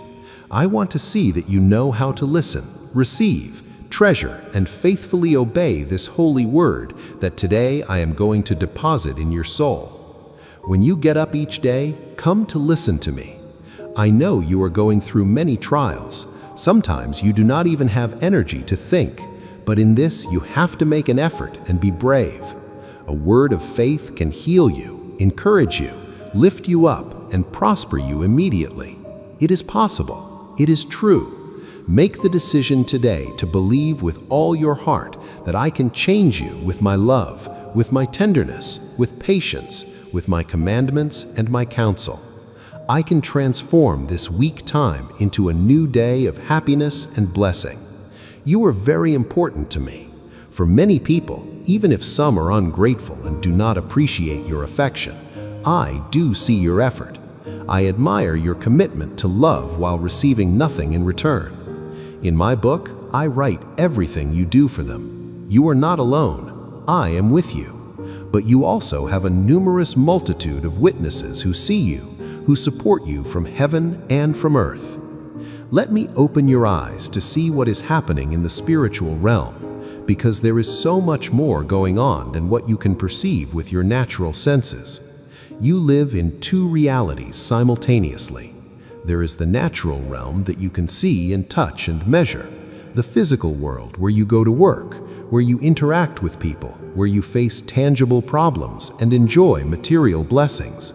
But there is also the spiritual realm, invisible but absolutely real, where angels and demons operate, where prayers are heard and answered, where battles are fought and victories are won, where my purposes are accomplished and my will is done. Most people live as though only the natural realm exists. They make all their decisions based on what they can see. They evaluate their circumstances based only on physical evidence. They determine what is possible based solely on natural laws and human capabilities. But you cannot live effectively as my child if you only acknowledge the natural realm and ignore the spiritual realm. Because what happens in the spiritual realm is actually more real and more permanent and more powerful than what happens in the natural realm. The natural realm is temporal. It is passing away. It will not last. But the spiritual realm is eternal. It was before the natural realm existed, and it will remain after the natural realm goes away. And what happens in the spiritual realm determines what manifests in the natural realm. Prayer is not wishful thinking. Prayer is engaging spiritual reality. Prayer is engaging spiritual laws. Prayer is releasing spiritual forces. When you pray, things happen in the spiritual realm that then affect what happens in the natural realm. Angels are dispatched, demonic forces are restrained, hearts are changed, circumstances are shifted, doors are opened or closed, provision is released, protection is activated. This is not magic, this is not manipulation. This is how reality actually works. I have established it this way. I have created a universe where the spiritual and natural realms interact, where what you do in faith in the spiritual realm produces results in the natural realm. When I tell you that you have a multitude of witnesses supporting you, I am not speaking metaphorically. I am describing actual reality. There are angels assigned to you. There are people praying for you. There are saints who have gone before you who are cheering you on. There is activity in the spiritual realm on your behalf that you cannot see, but which is absolutely real and effective. Right now, at this very moment, there are angels surrounding you. They are not passive observers. They are active agents working to accomplish my purposes in your life. They are protecting you from dangers you don't even know about. They are arranging circumstances to bring you into alignment with my will. They are fighting battles on your behalf against spiritual forces that oppose you. You do not see them, but they are there. You do not hear them, but they are active. You may not feel their presence, but they are real and they are working. There are also people, perhaps people you do not even know, who are praying for you. Your name is mentioned in prayers. You are brought before my throne by intercessors who have been moved by my Spirit to lift you up. They do not know all the details of your situation, but I do, and I prompt them to pray, and I hear their prayers, and I answer them on your behalf. Warrior angels ready to fight battles and knock down enemies, to remove stones and obstacles from your path. There are people who love you and pray for you. Your name is mentioned in my presence each day. I hear prayers for you to receive salvation, freedom, and so that in the midst of affliction, you enjoy peace and are happy. In the days to come, I am going to reveal to you the power my blood has to bring blessing to your family and to you. I want to help you, but I like to see your attitude and your sincere desire to move forward. I love to see how you strive for triumph. Promise me you are going to believe my word. Make a commitment to come hear me every morning. Open your eyes wide. Pay close attention. Little by little, you will notice new and good things around you. The time has come for you to know who I am and for you to come into my presence with all your heart. I love you. I am giving you my hand. Believe it. I am going to change your life. Hear well what I am going to tell you. Listen and keep these words in your heart. I surround you with my arms, and I care for you. I am always at your side in those moments when you cannot go on anymore.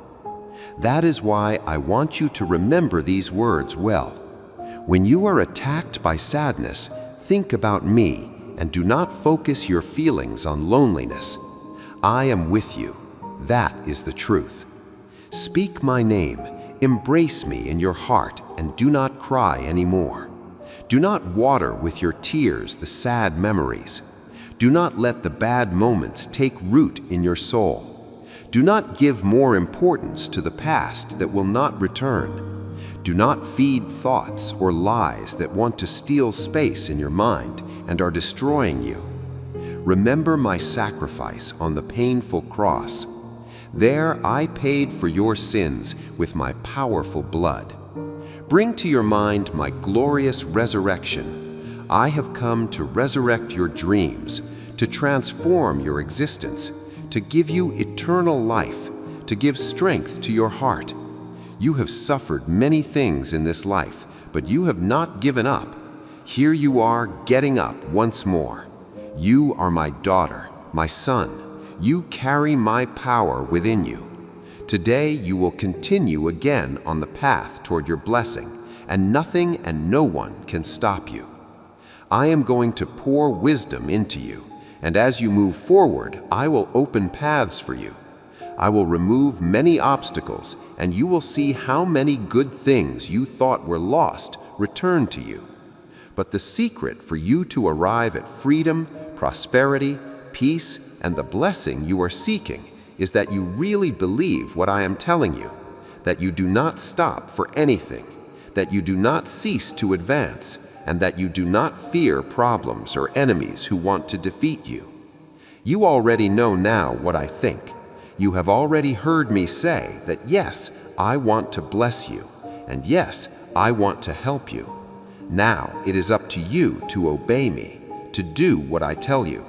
Believe me, seek me, get up and walk, because you will surely arrive at your victory. I am your sovereign God. I know your future and I know about your past. I speak this word to your heart, and as the good Father I am, I command you not to faint now or give up. Take one more step of faith. I want you to keep trying. The chains that bound you have been broken. The walls that opposed your happiness are being torn down. But the time has come to act. You cannot stop. Raise your banner and with all your strength, sing your battle hymn. Come with faith and determination, with all your courage, and fight like the champion you are. If you weaken in the middle of battle, I am going to strengthen you. To you who hear me and believe me, I will demonstrate it, and you will be able to see that my voice speaks to you and tells you that I truly have a blessed plan for your family, and that even though some things are not turning out well right now, in this moment you will rise up and you will conquer all those enemies you cannot see. But they are already trembling because they know they have little time left. They see you are getting up and they are losing their breath. I want you to lift up that gaze and let a beautiful and holy smile be born on your face. Joy is not dependent on circumstances. Joy is a choice. Joy is a decision. Joy is a fruit of my spirit that grows in you regardless of what is happening around you. This seems impossible when you are facing difficulty. It seems unreasonable when your heart is heavy and your situation is hard. But I am not asking you to manufacture false happiness or to pretend everything is fine when it is not. I am inviting you into a supernatural joy that coexists with sorrow, that remains present even in the midst of pain, that persists despite difficulty. This kind of joy is not an emotion that comes and goes based on your circumstances. This kind of joy is a deep, settled confidence in me, in my goodness, in my sovereignty, in my promises. This kind of joy says that even though things are hard right now, I know my God is good. Even though I'm walking through darkness, I know my God is light. Even though I'm facing battles, I know my God has already won the victory. This joy is rooted not in what is happening to you, but in who I am and what I have done for you. Nothing can change who I am. Nothing can undo what I have accomplished. Nothing can revoke the salvation I have purchased for you with my blood. These are fixed realities that remain true regardless of your circumstances. And when you anchor your joy in these unchanging truths instead of in your changing circumstances, you discover a joy that cannot be stolen by difficulty, cannot be destroyed by hardship, cannot be eliminated by suffering. The enemy wants to steal your joy because he knows that the joy of the Lord is your strength. When you have joy, you have energy to keep going. When you have joy, you have perspective that sees beyond present difficulty. When you have joy, you have resilience that bounces back from setbacks. When you have joy, you have attractiveness that draws others to ask about the hope within you. But when the enemy can steal your joy, he can weaken you, discourage you, isolate you, and make you ineffective. This is why he works so hard to fill your mind with negative thoughts, to surround you with negative people, to keep your focus on everything that is wrong instead of everything that is right. He knows that what you focus on expands in your experience. If you focus on problems, they will seem to grow larger and more overwhelming. If you focus on blessings, you will become more aware of how much you have to be grateful for. This is why I keep telling you to think about what is true, what is noble, what is right, what is pure, what is lovely, what is admirable. I am not asking you to ignore problems or pretend difficulties do not exist.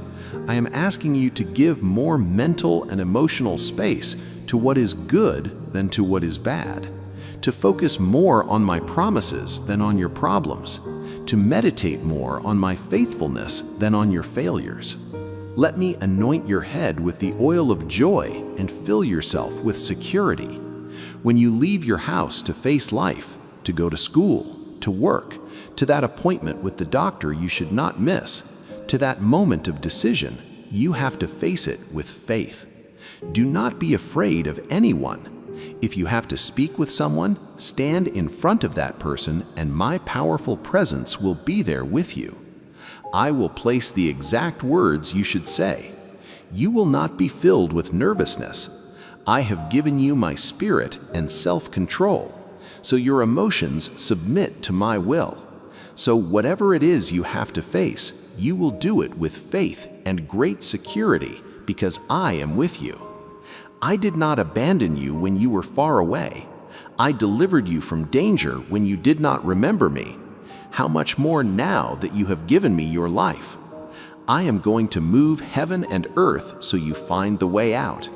I will place in your hands my shining sword, and your enemies are going to hear you are very brave. You are very loved. Tell me if you still believe I can perform a powerful miracle in you. Have you already thanked me today for one more day of life? What are you waiting for? It costs you nothing to open your lips and express with your own words your gratitude. I know your needs well before you tell them to me. Just trust. Come with me and spend a time of tranquility. Look for a moment of silence and start thinking about all those things for which you can give thanks this day.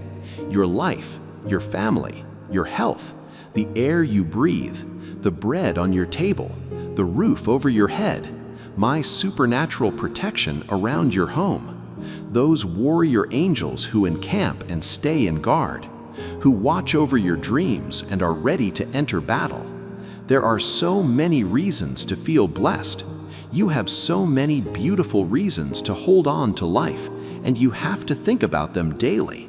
So your mind is filled with good thoughts, so your eyes are always open, seeing my goodness on your paths, feeling the security that in my hand I hold your destiny. I dwell in a grateful heart that recognizes it needs me and seeks me with faith and hope because it knows it is very blessed. Sometimes I see you worried about things that happen, but that is normal. Do not worry too much. You feel the weight of your responsibility. It is your desire that everything turns out well, that there is provision in your house, health in your family, and that nothing and no one comes and takes away the peace and stability they need. But there are also dark days when you forget your gratitude and the enemy comes with whispers, blowing dirty thoughts into your mind, converting your worry into fear, surrounding you with lies, converting fear into dread, into anguish and desperation. I am watching and waiting for you to raise your arms high and speak those words that will make the enemy flee. Thank me for your life, for your family, for your health, for everything you are and have. Your sincere faith and your grateful heart are shields that keep you alive and strengthened in the moment of trial. When you go through fire, in the day of affliction, I will be there tomorrow at the side of your bed, waiting for you to open your eyes. I want to hear your first words of the day that come from the depths of your grateful soul, and you say to me, "Thank you, thank you, thank you for life." You will come through. Everyone will see I am with you. Your blessing is coming, and no one can stop it. Soon you will receive the answer. Your need will be supplied. Your health will be restored. That person you love is going to return to your life. I am telling you this so you fill yourself with courage, so your joy begins from today. Very soon, people and family members will come looking for you. I want them to see your joyful and rejuvenated face, for your smile to impact them, and for them to see with their own eyes that wonderful blessing I am going to give you in front of everyone. The word has been given. Abundance is declared. I do not lie, and what I promise you will be fulfilled. Let me talk to you about my promises, because I need you to understand how my word works and why you can trust it completely. When I make a promise, it is not like when a human being makes a promise. Humans make promises with good intentions but limited ability to fulfill them. Humans promise based on their current circumstances, their present resources, their visible capabilities. But circumstances change, resources run out, capabilities prove insufficient, and promises that were made sincerely end up broken, not because of bad intent, but because of human limitation. But when I make a promise, I am not limited by circumstances or resources or capabilities. I speak and it is done. I command and it stands firm. I promise and it is as good as accomplished, because my word does not return to me empty. My word accomplishes what I desire and achieves the purpose for which I sent it. When I promise you abundance, I am not hoping that circumstances will somehow work out to make abundance possible. I am declaring a reality that already exists in the spiritual realm and will manifest in the natural realm in my perfect timing. When I promise you provision, I am not dependent on the economy or your employer or any human source. I own the cattle on 1,000 hills. I control the resources of the entire universe. I can make a way where there is no way. I can bring something out of nothing into more than enough. When I promise you healing, I am not limited by medical knowledge or technology or the severity of your condition. I created your body. I know every cell, every system, every function. I can restore what is broken. I can repair what is damaged. I can renew what is diseased. Nothing is too hard for me. So when I tell you that I am going to bless you, believe it. When I declare that I am going to provide for you, receive it. When I promise that I am going to heal you, trust it. My word is as solid and dependable as my character. I cannot lie. It is impossible for me to deceive you. Everything I have promised you will come to pass, not because you deserve it, but because I have declared it. Not because you are worthy, but because I am faithful. Not because you have earned it, but because I have purposed it. Your job is not to figure out how I am going to do it. Your job is not to make it happen in your own strength. Your job is to believe what I have said, to stand on the promise I have given, to keep your eyes on me instead of on the impossibility of the situation. When you do this, when you take me at my word, even when everything else says it cannot be done, you position yourself to see my power demonstrated, my faithfulness proven, my promises fulfilled in ways that exceed your expectations and amaze everyone around you. Always remember it constantly, so your mind does not fill with anxiety or worry. I myself put a stop to your suffering. Your time has arrived. Days of happiness are coming. Pleasant moments you must value. Do not fear, my child. Do not cry. Do not despair. Believe in me, for I am your God who speaks to you today. Believe it in your soul. I hear your plea. I feel the beating of your humble heart. Your prayer is heard at my throne, and the doors of my grace open. I pour out on you my blessing and my favor. My presence dwells with those of simple faith, with those of humble heart, with all those who with sincerity and longing call upon my name. Always keep in mind that you can trust in my power and my faithfulness. I will never leave you helpless. I will not abandon you or forget you with the passing of years.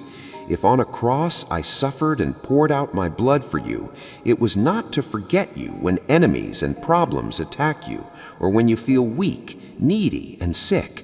At all times I am with you. I repeat it to you always so you do not forget.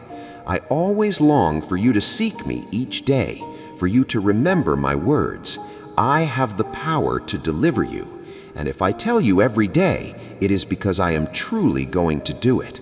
I want you to fill yourself with faith, to go to sleep with peace in your mind and rest well, to wake up in the morning with courage in your soul and with the confidence that my promise is unbreakable and I will never abandon you. I do not lie. I love you. I will always bless you. So it was, so it is, and so it will be. Tell me now that you believe it. I want to see strength and happiness in your words. You have heard it well. I want you to take a minute to turn off the light and remove your attention from the distraction of the moment. Many lights, many distractions, but it is time for you to hear my word coming directly from heaven, spoken by my mouth, born in truth, written with blood, sealed in spirit. Word that cleanses, word that heals, created for you for that day when some sad memory makes you long for the tenderness of my peace and my counsel. Because it is not occupations or achievements that bring happiness. Quietness does not come when a dream is conquered.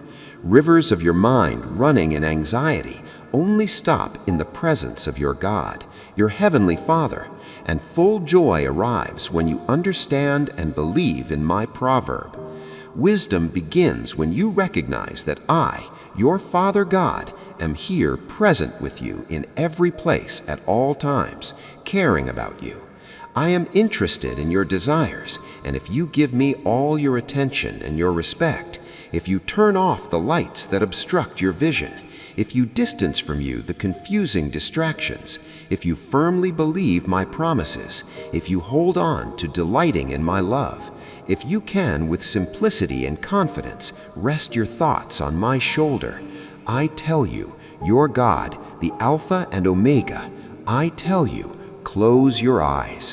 When you turn off the lights of this world, your heart will be illuminated, and in a second, your life will change.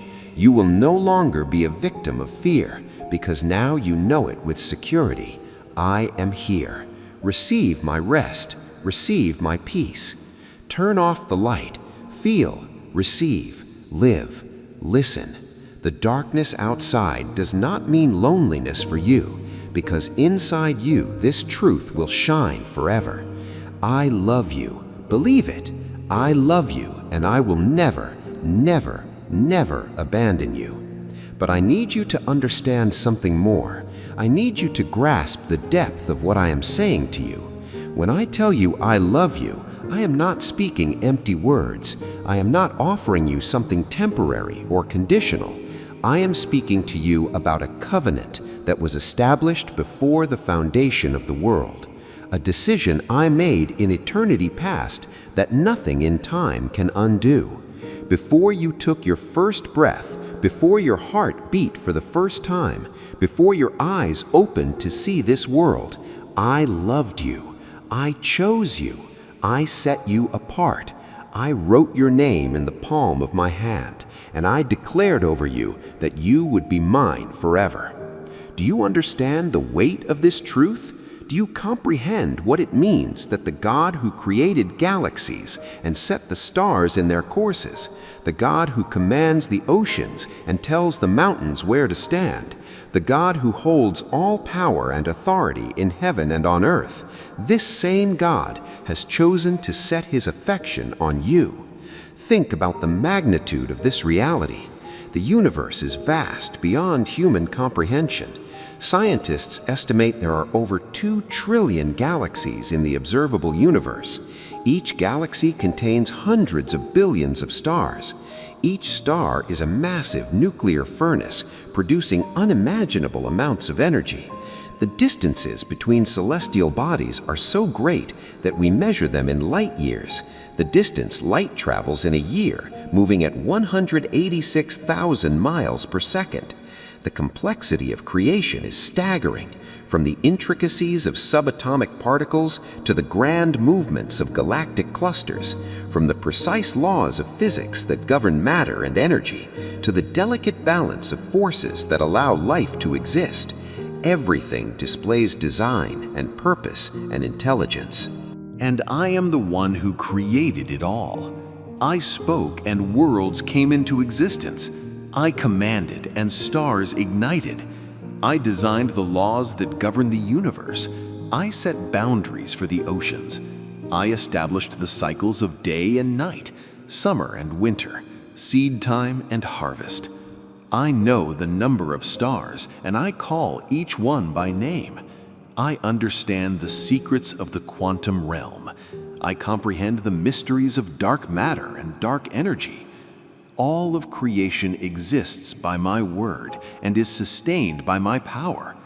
And yet, with all of this under my command, with all of this vast universe at my disposal, I choose to focus my attention and my affection on you. You are not an accident. You are not a random collection of atoms that happen to come together in a configuration capable of self-awareness. You are not the product of blind evolutionary processes working over eons of time. You are fearfully and wonderfully made. You are created in my image. You are known by me. You are loved by me. You are valuable to me. Before I formed you in your mother's womb, I knew you. Before you were born, I set you apart. I ordained your days before one of them came to be. Every moment of your life was written in my book before you lived a single one. This means your existence has purpose. Your life has meaning. You are not here by chance. You are here by my design, for my purposes, to fulfill the destiny I have planned for you. And that destiny is not small or insignificant. That destiny is not random or meaningless. That destiny is woven into the grand tapestry of my eternal purposes. What you do matters. How you live matters. The choices you make matter, because you are part of something much bigger than yourself, something that extends beyond this brief moment in time into eternity. Not because of what you have done, not because of what you will do, not because you earned it or deserved it, but simply because I decided in my sovereign love that you would be the object of my eternal affection. This is not a love that rises and falls with your performance. This is not a love that increases when you do well and decreases when you fail. This is not a love that you can lose through your mistakes or multiply through your obedience. This is a fixed, permanent, unchangeable love that was determined before time began and will continue after time ends. Think about what this means for you right now, in this moment. It means that when you woke up this morning feeling discouraged and defeated, my love for you was already there, full and complete, waiting to embrace you. When you go to bed at night exhausted and overwhelmed, my love surrounds you like a blanket, covering every part of you that feels exposed and vulnerable. When you stand in the middle of your day facing decisions you do not know how to make, problems you do not know how to solve, relationships you do not know how to navigate, my love is the solid ground beneath your feet, the firm foundation that will not shift no matter how much everything else seems to be shaking. My love is not waiting for you to get better, to do better, to be better. My love is present right now, exactly as you are, meeting you in the middle of your mess, in the middle of your confusion, in the middle of your doubt and fear and weakness. Let me tell you what my love does for you. My love sees every single thing about you, the good and the bad, the beautiful and the broken, the pure and the stained, and it does not turn away. I want you to understand the radical nature of this love because it is unlike anything you have experienced in human relationships. Human love at its best is wonderful and valuable and a reflection of my nature. But human love is limited. Human love is conditional. Human love is based on what you offer, how you make the other person feel, what you contribute to the relationship. Human love says, I will love you if you meet my needs, if you fulfill my expectations, if you make me happy, if you do not disappoint me too badly or hurt me too deeply. Human love has boundaries and conditions and breaking points. There is a line you can cross that causes human love to withdraw, to pull back, to turn away. This is not criticism of human love.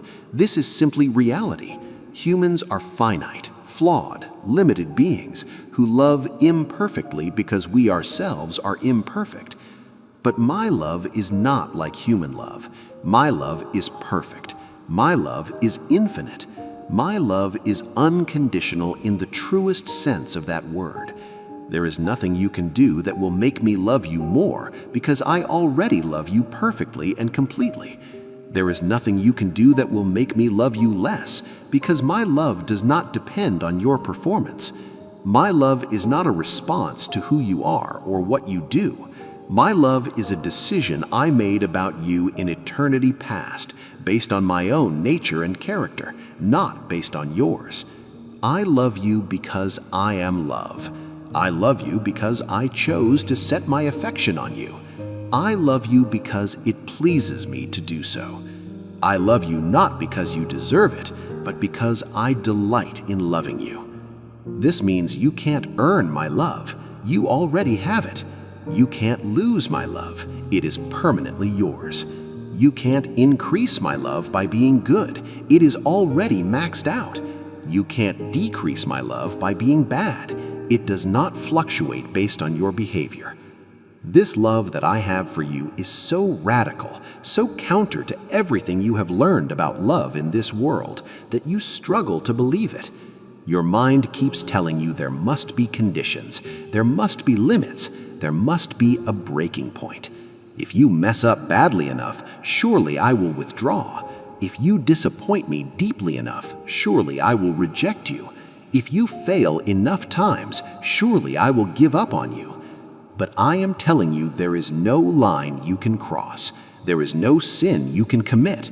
There is no failure you can experience. There is no mistake you can make that will cause my love to withdraw from you. Because my love for you is not based on you, it is based on me. It is rooted in my character, not on your performance. It flows from my nature, not from your worthiness. and my character does not change. My nature is constant. Therefore, my love for you is unchanging, unshakable, absolutely reliable. My love knows every thought you have ever thought, every word you have ever spoken, every action you have ever taken, and it does not diminish. My love has witnessed every moment of your life, the triumphs and the failures, the victories and the defeats, the times you honored me and the times you denied me, and it remains constant.